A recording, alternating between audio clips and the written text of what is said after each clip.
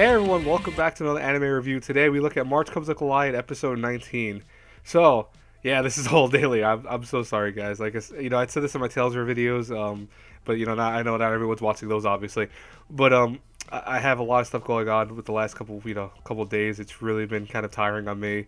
I am exhausted, and mentally and physically, I'm exhausted. So I do apologize that my reviews have been getting really late out. And if you didn't watch that, review, like I said, Tales, I talked a little bit more about it there. But probably by Friday, everything will be on schedule again. I'll have everything out on time, and it will hopefully. Anyways, this episode was very simple. March Comes Like Line. I really don't have much to say about it. I don't have much to even talk about. It was more so focusing on Shimeda's story. Like it was actually trying to tell about Shimada. Excuse me. I'm sorry.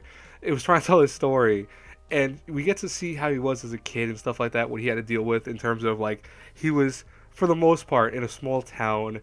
He never really got to enjoy like a lot of friends because really his small town was mostly old people. It was a snowy town, etc.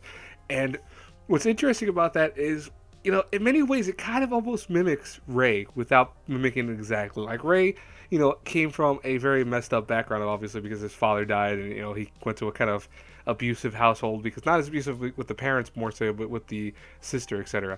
But it's funny because they kind of share that together in many ways where they're kind of used to being loners. I think that's what makes this episode interesting is that we get to see someone else's backstory that really kind of almost harkens to tell you a tale similar to Ray in many ways without being exactly the same. And I thought that was really cool. Um, and I think that really one scene I want to talk about is that he talks about like how he started getting stomach cramps and stuff like that because of the bus. Obviously, you saw the image of that. But I also really liked where you know Ray was reminded of his father in that sequence, and that was really interesting when they did that. It was where he thought he was talking about his adoptive father. He goes, "Oh, you talk about it? No, wait." And then because Ray didn't really answer it, and he goes, "Oh, you're talking about your first father, your original father." And I think that was kind of an interesting moment, almost thinking like I took it almost like a father and son bonding moment. These two had just there. I'm not saying that that's exactly what happened, but it felt like that in many ways.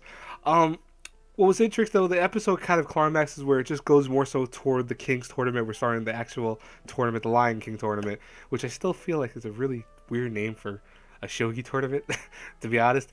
But like I said, it was a very simple episode. I don't really have much to recap on it. I'm not going to obviously go into detail about it, but because you've obviously watched it by now. But I really enjoyed it because these are the simple episodes you need once in a while, and I think it was interesting just having a whole perspective outside of Ray because usually we have Ray's perspective. We have gotten his other friend, the Kiriyama, I think his name is. We've gotten his perspective, and we've also gotten a few other characters, but really we have not settled with like I think getting everyone's perspective in many ways with a lot of things, and it's really cool to learn some backstories.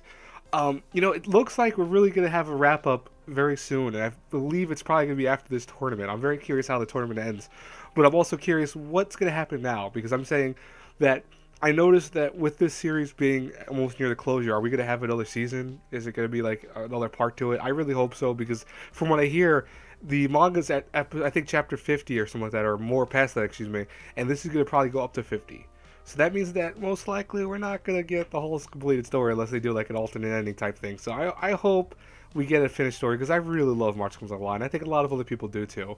Anyways, guys and girls, I hope you enjoyed this small review. I will talk to you guys later. Have a blessed day. Thanks so much for apologizing or apologizing. Excuse me. See, that's how tired I am, folks. I'm sorry. Thanks so much for being appreciative toward me and understanding and letting me apologize to you because I know like my last couple of reviews have been mediocre when it comes to like me just being not sick, etc. I'm finally now almost over my cold completely. You can still hear it a little bit in my voice, but for the most part, I'm getting over that because it was a flu, obviously. But with all the stress that's been hitting me, like I mean, it's just been crazy. It has been crazy. And I'm thinking of doing an update video, like maybe a vlog, just to talk about some of the stuff that's been happening to me because it's just so insane. I always tell people it's not, in comparison to other things, it's not as nearly as grandiose as other people's problems and stuff like that. But, I always also tell people, your problems are your own problems too. Even though they might not be as grandiose as someone else's problems, they're still your problems. And sometimes they might seem like very big things to you.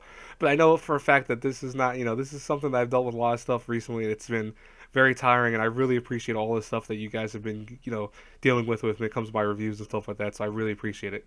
Anyways, I will talk to you guys later. Have a great, blessed day, everyone. Bye bye.